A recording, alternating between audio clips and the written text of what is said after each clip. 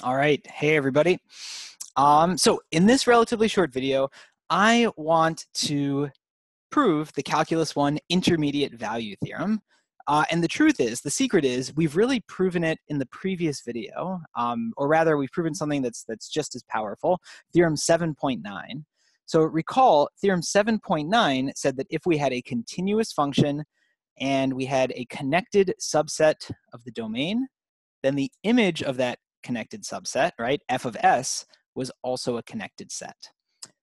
Let's see, I should move into full screen here. Let's see how this can be used to prove corollary 7.10, which you and I know under its more common pen name, i.e. the intermediate value theorem. All right, oh, look at that. So some sloppy LaTeX here. That should say lambda, right? So this is the intermediate value theorem. Suppose that a function f from an interval a to b into the real numbers is continuous. If lambda is a number that is in between f of b and f of a, either f of b is less than lambda, less than f of a, or f of a less than lambda, less than f of b, then there is some c in the interval a to b such that f of c equals lambda. Now, in case you haven't looked at the intermediate value theorem recently, this is what it typically looks like in a Calculus 1 class. We would say that there are, some interval endpoints a and b, and our function is defined on every value in between a and b, including the endpoints. We might say that f of a is some value, right? And that f of b is some value, right? So let's say that's f of a, this is f of b.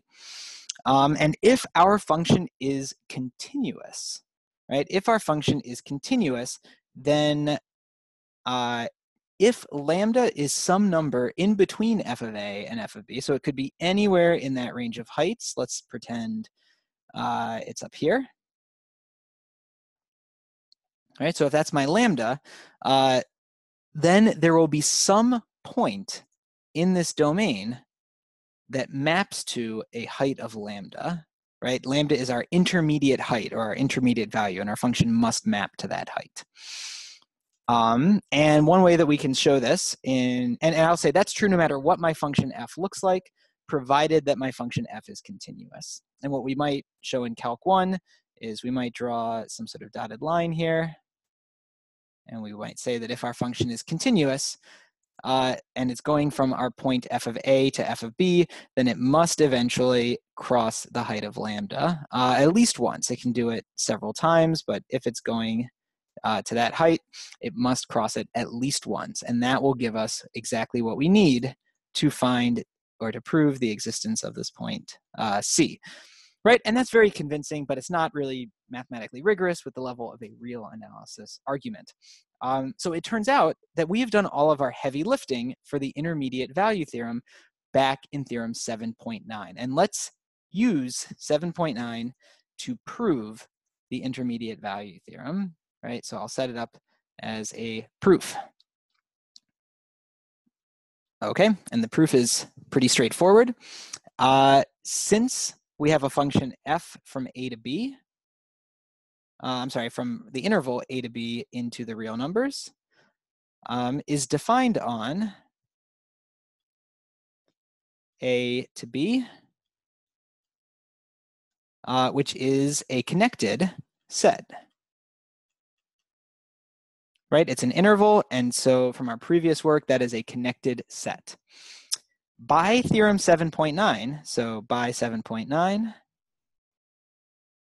we see that f of s, or f of a to b, is also connected. Now, it's possible that this is not just the range from f of a up to f of b. It's possible that our function sort of jumps way up or jumps way down. So we have some image here, but it is definitely a connected set. And since it's a connected set, that means that it's an interval, which means, right, I should say this means that the image f of a to b is connected. Oh wait, I already said that. This means the interval from f of a to b, or the image f of a to b is an interval, right? And our formal definition of an interval is that every value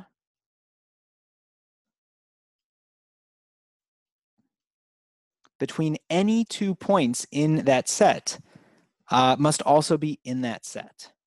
And in particular, we know that f of a is in that set and f of b is in that set. So every value between f of a and f of b must also be in this image.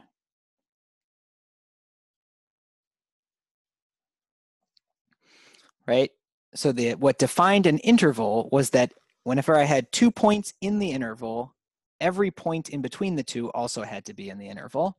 And here we have f of a is some number in the interval, f of b is some other number in the interval, and so every value in between the two, every lambda value, right, between those two, must also be in that interval, must also be in the pre-image. But because it is in the pre-image, that means that there is some element in the original set that maps to it. That's what it means to be in the that's what it means to be in the image. Lambda is in the image, which means that some element in the original domain is mapping to it. So, hooray! We'll pause it there, but thank you all so much for watching. Have a wonderful rest of your day.